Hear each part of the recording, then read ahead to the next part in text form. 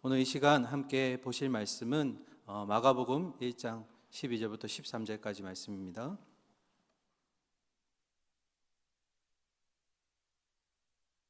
신약성경 53면에 있습니다. 마가복음 1장 12절부터 13절까지 말씀입니다.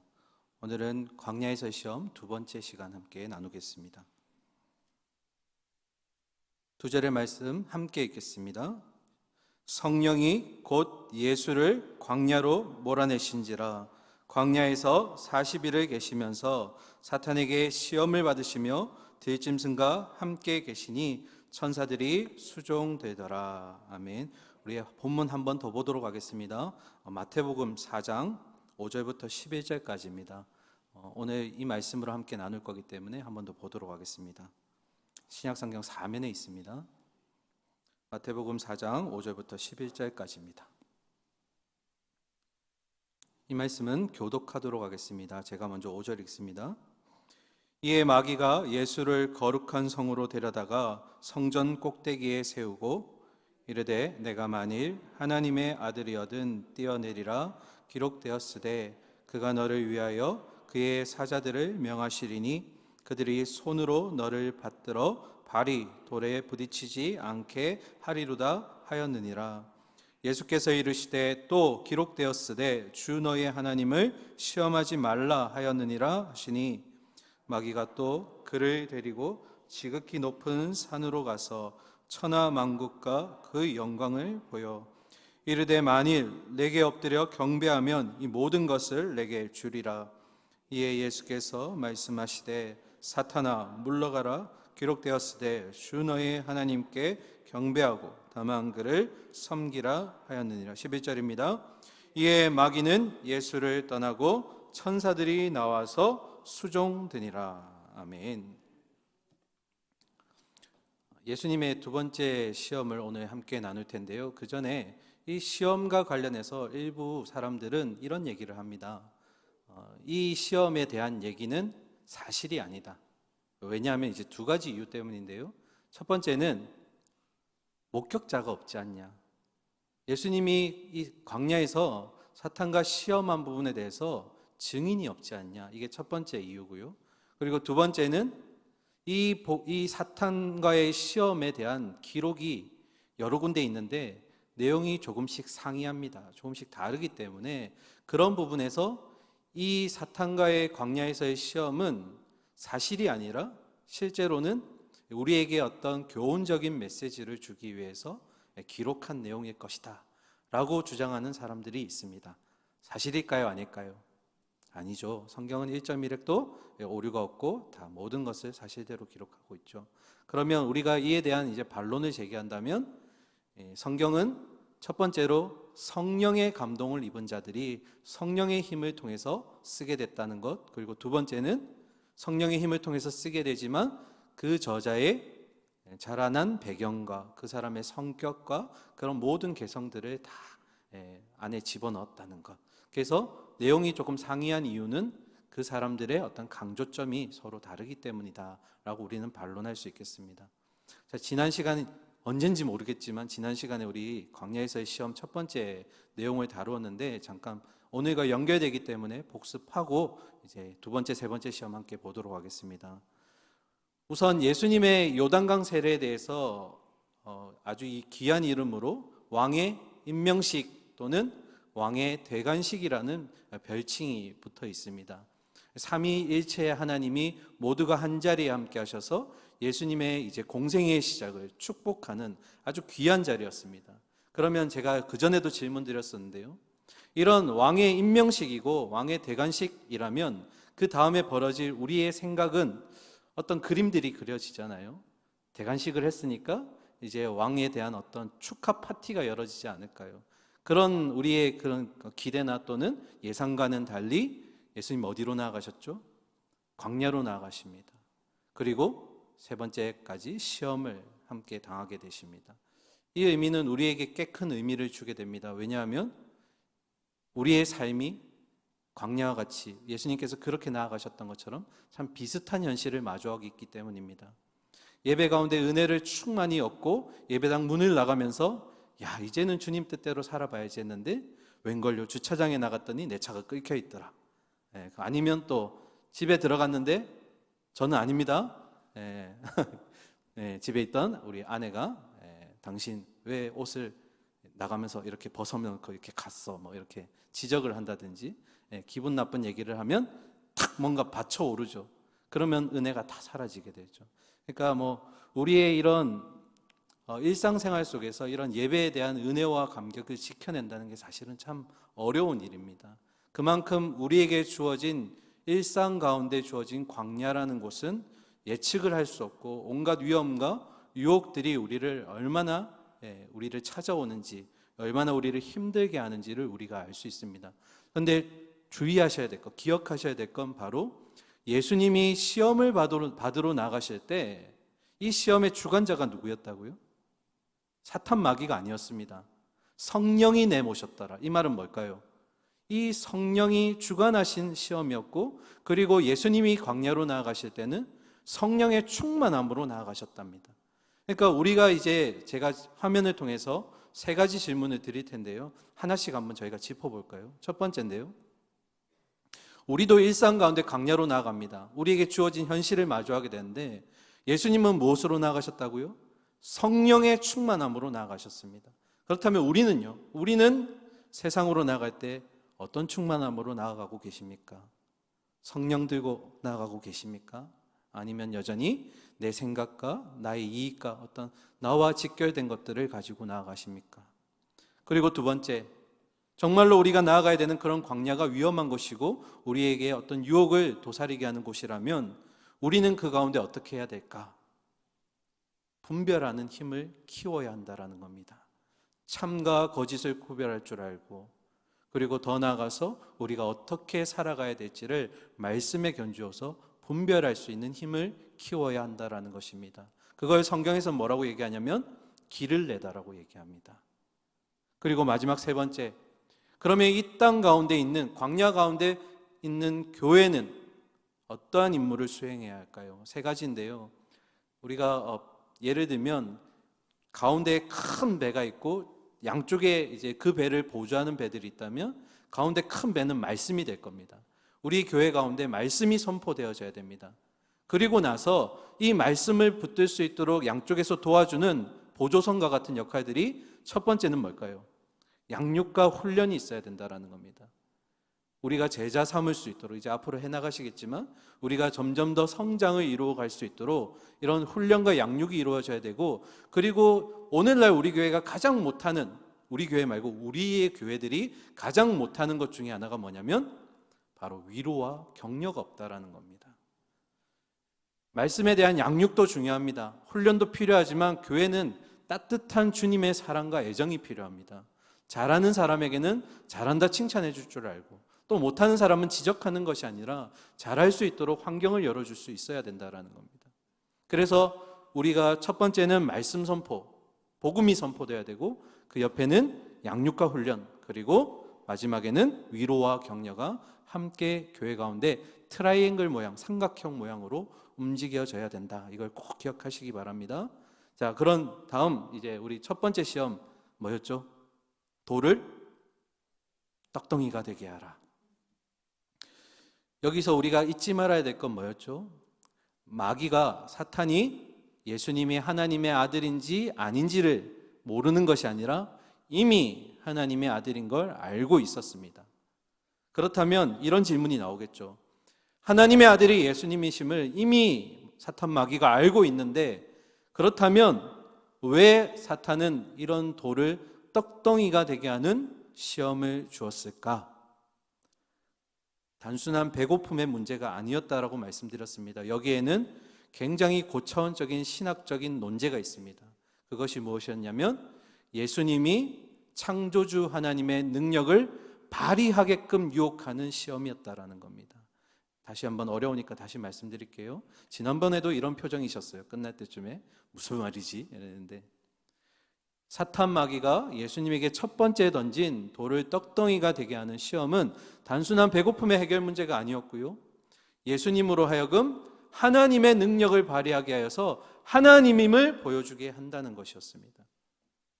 사탄 마귀가 가장 두려워하는 게 있었죠. 그건 바로 예수님이 이 땅에서 온전한 인간이 되셔서 마지막에 하나님의 뜻이었던 십자가에 매달려 죽으심으로써 그분을 통해서 우리의 모든 죄가 해결되고 죄와 사망과 어둠의 권세가 예수님을 통해서 해결되고 승리를 하는 것을 사탄 마귀는 가장 두려워했다라는 겁니다. 그래서 예수님이 사람이 되지 못하게 하기 위한, 하나님으로서 남게 하기 위한 그 유혹의 손길이 바로 첫 번째 시험이었습니다. 이 역할을 하지 못하기 위한 사탄의 유혹에 예수님은 어떻게 방어하셨을까요? 답은 신명기 8장 3절의 말씀을 인용하셨습니다. 뭐였죠? 사람이 떡으로만 살 것이 아니요 하나님의 입으로부터 나오는 모든 말씀으로 살 것이라. 아멘. 배고픔 그리고 이 땅에서 겪는 고난이 힘들고 어려울지라도 그게 내 아버지 하나님의 뜻이라면 나는 순종하겠다. 그러니까 예수님도 앞으로 이제 두 가지 시험을 더 보시겠지만 이 시험을 통해 그리고 이 땅에서의 어떤 과정들을 통해서 하나님의 아들로서의 연습, 훈련을 해가셨다라는 겁니다. 어떤 훈련이죠? 순종하는 훈련. 하나님의 뜻에 전적으로 신뢰하고 훈련하는 모습을 우리에게 보여주셨다라는 겁니다. 자, 그리고 나서 이제 오늘 두 번째 시험인데요. 두 번째 시험 보시려면 일단 말씀을 먼저 볼까요? 5절과 6절입니다. 같이 화면 보면서 읽겠습니다. 이에 마귀가 예수를 거룩한 성으로 데려다가 성전 꼭대기에 세우고 이르되 내가 만일 하나님의 아들이거든 뛰어내리라. 기록하였으되 그가 너를 위하여 그 사자들을 명하시리니 그들이 손으로 너를 받들어 발이 돌에 부딪히지 않게 하리로다 하였느니라. 아멘. 두 번째 시험은 바로 성전 꼭대기에서 뛰어내려라. 그러면 하나님이 너를 지키실 것이다. 여기서 말하는 거룩한 성전은 바로 예루살렘 성전을 의미합니다. 그런데 여러분, 여기서 너무 중요하고 우리가 놀라운 걸 발견하게 되는데요. 무엇이냐면 6절에 방금 사탄이 예수님에게 던졌던 말씀은 성경에 있는 말씀입니다. 혹시 아셨나요? 어떤 말씀일까? 시편 91편 11절과 12절 말씀입니다. 우리 화면 보면서 놀라운 마음으로 함께 읽도록 하겠습니다. 시작. 그가 너를 위하여 그의 천사들을 명령하사 내 모든 길에서 너를 지키게 하심이라. 그들이 그들의 손으로 너를 붙들어 발이 돌에 부딪히지 아니하게 하리로다. 아멘. 이 말씀은 이스라엘의 경건한 자를 보호하시겠다는 하나님의 약속의 말씀입니다. 그런데 누가 이 말씀을 인용했다고요? 예수님이요? 아니요. 누가요? 사탄 마귀가. 이건 우리에게 굉장히 중요하고 놀라운 의미를 다가옵니다. 왜냐하면 사탄이 우리보다 말씀을 더 잘 알고 있다는 겁니다. 그리고 그 말씀을 우리에게 부정적으로 사용하고 있다는 겁니다. 이게 오늘날 이단들이 가장 잘하는 방법 중에 하나입니다. 말씀으로 다가오지만 말씀을 약간만 비틀어서 우리에게 부정적으로 말씀을 전파하고 있다는 겁니다.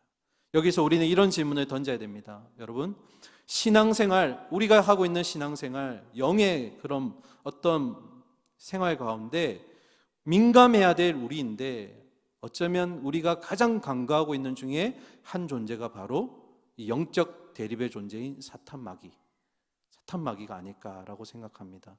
여러분, 영의 싸움을 하고 계십니까? 사탄 마귀를 어느 정도의 수준으로 보고 계신가요? 지금 우리보다 훨씬 말씀을 더 잘 알고 있습니다.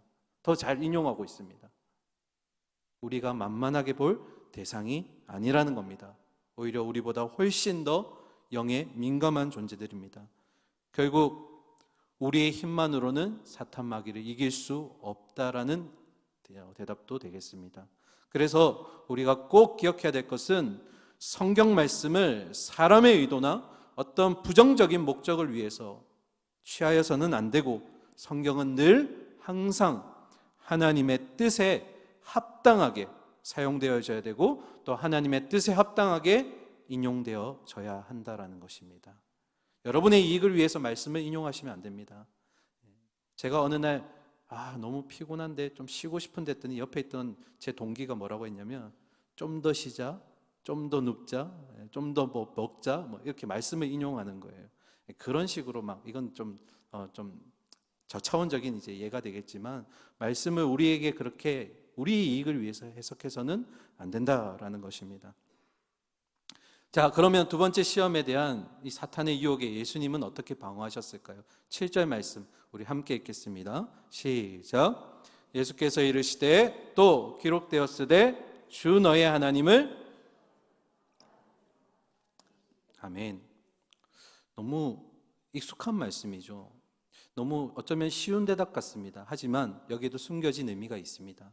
이 말씀은 신명기 6장 16절의 말씀을 인용한 말씀입니다. 그러면 16절 말씀 무슨 말씀입니까? 우리 화면 보면서 함께 읽겠습니다. 시작. 너희가 마사에서 시험한 것 같이 너희의 하나님 여호와를 시험하지 말고. 여기에서 우리가 예수님의 인용 가운데 생략된 부분을 발견하게 됩니다. 바로 마사에서 시험한 것 같이. 여러분, 마사라는 지명 들어보셨죠? 어디였을까요? 출애굽기 17장에 보면 광야 가운데 나온 이스라엘 백성들이 신광야의 르비딤이라는 곳에 도착하게 됩니다. 그런데 목이 너무 마른데 물이 없어요. 그때 이 이스라엘 백성이 지도자였던 모세와 다투게 됩니다. 모세여, 우리에게 마실 물을 주시옵소서 했더니 모세가 막 다투던 중에 뭐라고 얘기하냐면 너희가 어찌하여 나와 다투느냐, 너희가 어찌하여 여호와를 시험하느냐, 이렇게 얘기하니까 이어서 이스라엘 백성들이 원망하는 말투로 이렇게 얘기합니다. 당신이 어째서 우리를 애굽에서 인도하여 내었고 우리와 우리 자녀와 가축들이 이곳에서 말라 죽게 만듭니까? 원망과 탄식이 막 섞여납니다. 그리고 나서 모세가 하나님께 기도하고 그들은 물을 얻게 됩니다. 이때 이 사건에 대해서 요약하는 말씀이 있는데요, 우리 17장 7절, 출애굽기 17장 7절 말씀 같이 읽겠습니다. 시작. 그가 그곳 이름을 마사 또는 무리바라 불렀으니 이는 이스라엘 자손이 다투었으며 또는 그들이 여호와를 시험하여 이르기를 여호와께서 우리 중에 계신가 안 계신가 하였음이더라. 아멘. 여러분, 왜 예수님이 이 신명기 6장 16절의 말씀 인용하셨을까요? 남집사님, 왜 인용했을까요? 남집사님 아까 대여섯 명이 저를 쳐다보시네. 뭘까요? 왜 인용하셨을까요? 지금 마사에서 이스라엘 백성들이 하나님을 뭐 했다고요? 시험했더라. 근데 그 시험의 내용이 뭐였습니까? 하나님이 우리 가운데 계신가 안 계신가. 뭐 때문에요? 물 주지 않으셔서, 우리의 목마름을 해결해 주지 않으니까, 당장에 이것들을 채워주지 않으시니까 하나님 우리한테 이것도 주지 않는데 계신 거야 안 계신 거야 하면서 하나님을 뭐 했다고요? 존재 자체를 시험했다라는 겁니다. 그럼 예수님은요? 이 문제로 하나님이 계시느냐 안 계시느냐 시험하지 말라는 겁니다. 이스라엘 백성들이 그렇게 실패했던 이 시험에 대해서 나는 반복해서 실패하지 않겠다. 그래서 예수님께서 뭐라고요? 주 너의 하나님을 시험하지 말라. 그분은 늘 우리와 함께 계신다. 당장의 이익이나 목적 때문에 주님 나와 함께 계신가요? 라고 질문하지 말고 언제나 함께 계시는 그 주님을 향해서 눈길을 고정하라는 겁니다. 시험하지 마십시오. 주님이 우리와 늘 함께 계십니다. 자, 이어서 세 번째 시험 보도록 하겠습니다. 8절과 9절 말씀 같이 읽겠습니다. 마귀가 또 그를 데리고 지극히 높은 산으로 가서 천하 만국과 그 영광을 보여 이르되 만일 내게 엎드려 경배하면 이 모든 것을 내게 주리라. 아멘. 세 번째 시험은 바로 내게 엎드려 경배하라입니다. 여러분, 마태가 순서를 보면 아주 재미난 순서를 숨겨 놓았는데요, 첫 번째 시험의 장소가 어디였죠? 광야였습니다. 땅에서 시작했어요. 그리고 나서 두 번째 시험은 예루살렘 성전 꼭대기로 올라가서 시험했습니다. 그리고 마지막에는 지금 지극히 높은 산, 그것도 그 산의 가장 높은 꼭대기에서 시험했습니다. 점차적으로 지금 하늘로 올라가고 있는 점층적인 모습을 우리에게 보여주고 있습니다. 그러면서 사탄은 자신의 능력을 과시합니다. 우리 전체 화면 한번 보여주실까요? 같이 보도록 하겠습니다. 사탄이 예수님을 향해서 자신의 능력을 과감하게 보여줍니다. 두 가지였는데요. 첫 번째는 순식간에 천하만국을 예수님 앞에 보여줍니다. 그리고 나서 두 번째로 예수님에게 이렇게 말합니다. 모든 영광과 모든 영광을 다 너에게 주겠다. 내가 너에게 내 것이 되도록 하겠다. 여러분, 이 두 개의 말씀은 굉장히 큰 유혹입니다. 왜냐하면 예수님이 이 땅에 오신 목적을 지금 사탄 마귀가 단숨에 들어줄 수 있다라고 얘기하는 것이기 때문이죠. 왜 중요하다고요? 예수님이 이 땅에 오심으로써 하나님 나라를 만드시고 하나님의 영광과 하나님의 권위를 이곳에 세우시기 위해서 오셨는데 사탄 마귀가 그걸 지금 당장 해주겠다는 겁니다. 그러면서 한 가지를 요구합니다. 뭐였죠? 그러므로 나에게 절하라. 나를 경배하라. 자신을 뭘로 한 겁니까? 신격화한 겁니다. 사탄 마귀가. 내가 너에게 이걸 다 줄 수 있으니까 내가 이 땅의 신이야. 그러니까 너는 나에게 절만하면 내가 이걸 다 줄 수 있어. 자신을 신격화해서 예수님에게 지금 엎드려 경배하라고 얘기합니다. 충성의 방향을 하나님으로부터 사탄에게로 전환시키라는 겁니다. 이건 굉장히 중요한 문제입니다. 왜냐하면 이 문제는 바로 하나님이 우리에게 주셨던 가장 중요한 계명인 첫 번째 계명과 두 번째 계명이 걸려있기 때문입니다. 첫 번째 계명이 뭐였죠?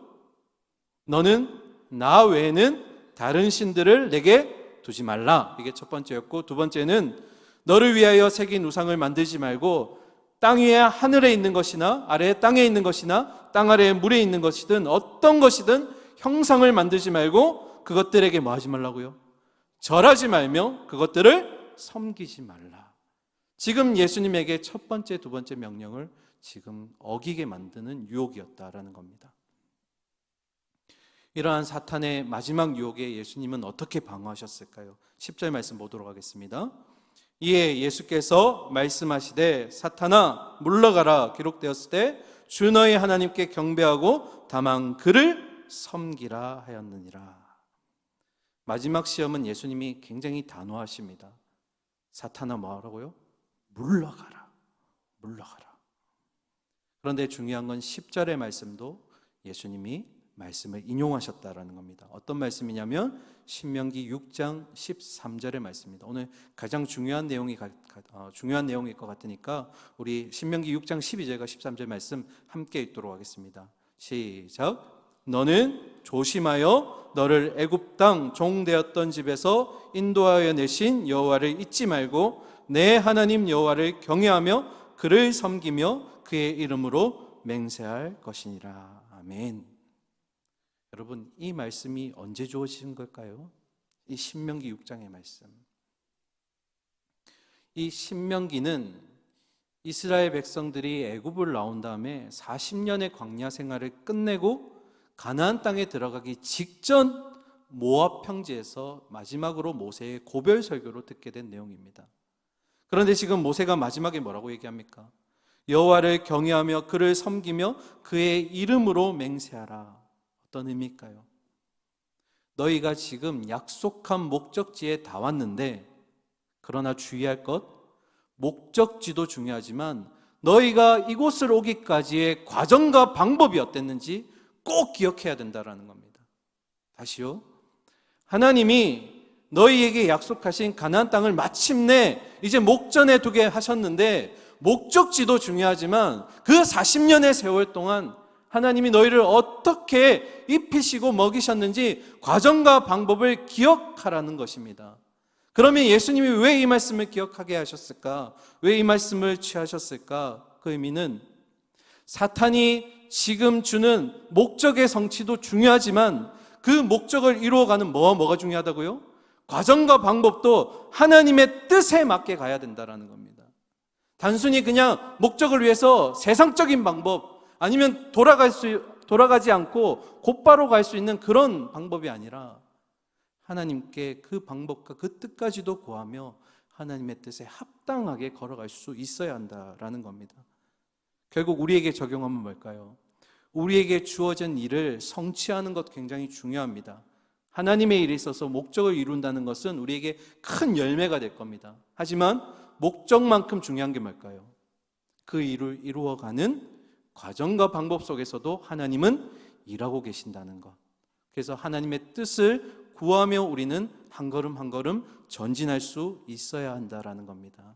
그래서 예수님 신명기 6장 13절 말씀 인용하신 이유는요, 목적이 중요한 것이 아니라 목적을 이루어가는 과정과 방법 속에도 하나님의 뜻이 담겨져 있어야 한다.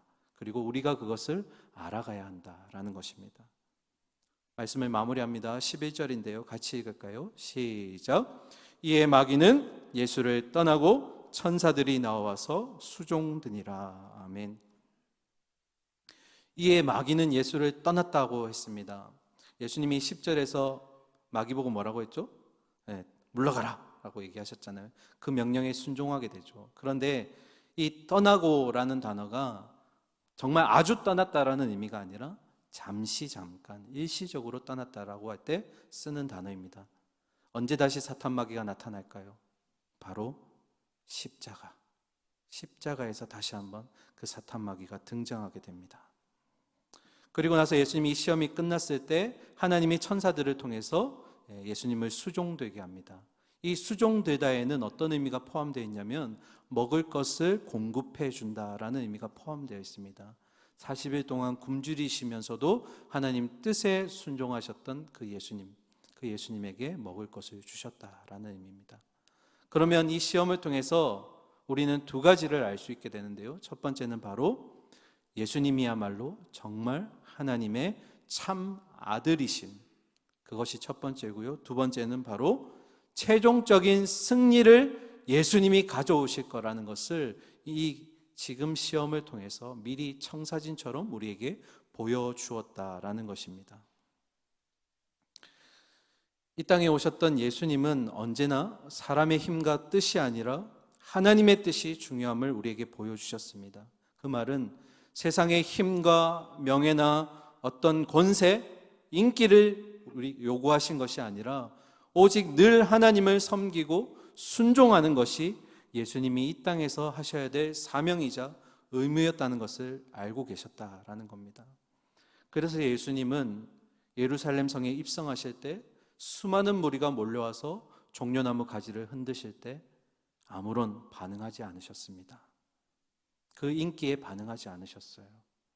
그리고 도둑이었던 바라바와 함께 놓여서 누구를 놓아줄 것인가 했을 때 수많은 백성들이 바라바를 놓아주라고 얘기할 때도 예수님은 실망하지 않으셨습니다. 왜냐하면 사람의 인기와 세상의 명예가 아니라 그것이 하나님의 뜻을 이루는 것이었기 때문입니다. 당시에 이스라엘 백성들은 예수님을 오해했습니다. 메시아는 메시아인데 그들이 로마로부터 이 속국의 문제들을 해결해 주실 정치적인 메시아, 군사적인 메시아로 이해하고 판단했다라는 것입니다. 이러한 잘못된 이해가 결국 예수님을 십자가까지 가게 만들었습니다. 그런데 아이러니하게도 그것이 바로 하나님의 뜻이었다라는 겁니다. 그래서 예수님은 묵묵히 그 자리까지 순종하며 걸어가셨습니다. 마지막에 시험이 또 일어납니다. 네가 하나님의 아들이거든 그 십자가에서 내려와라. 그러나 예수님은 내려오지 않으셨습니다. 그래서 여러분, 예수님의 공생애를 쭉 한번 훑어보면 처음 시작이 시험으로 시작해서 마지막이 시험으로 끝나게 됩니다. 인생의 그 그리스도의 순간부터 마지막까지, 죽음에 임박한 그 순간까지도 시험으로 예수님은 훈련받으셨다라는 겁니다. 그 의미는 어떤 의미일까요? 오늘 우리에게 적용할 부분은 이 부분입니다. 예수님이 사탄에게 시험을 받으셨습니다. 그 의미는 이 땅의 모든 예수님을 영접한 자들, 모든 그리스도인들도 시험을 받을 것이라는 겁니다. 하지만 중요한 것은 예수님이 승리하셨다면 그 예수님을 믿고 따르는 우리도 이 시험에서 승리할 줄 믿습니다. 반드시 승리해야 됩니다. 예수님의 능력으로 이 시험에 임할 것이기 때문입니다. 그러면 이 시험은 우리에게 무엇을 보여주는가? 바로 예수님이 우리에게 직접 어떻게 시험에서 승리해야 되는지 본을 보여주셨다라는 겁니다. 어떤 본이신가요? 화면 보면서 같이 읽을까요? 아랫줄 두 줄입니다. 시작. 하나님을 향한 절대적 신뢰의 본, 그리고 하나님 말씀에 대한 절대적 순종의 본. 이것이 우리가 이 땅에서 시험 받을 때 우리가 이겨낼 수 있는 비결이며 승리의 대답인 줄 믿습니다. 뭐라고요? 절대적 하나님에 대한 신뢰, 그리고 절대적인 하나님에 대한 순종. 지난번에도 제가 이 말씀으로 마무리했는데요, 이 땅을 살아가면서 우리가 인생 가운데 해결되지 못할 많은 난제들이 있습니다. 또 우리의 인생 가운데 이해되지 못하고 납득할 수 없는, 우리의 상식으로는 해석할 수 없는 어려움들이 우리를 찾아오기도 합니다.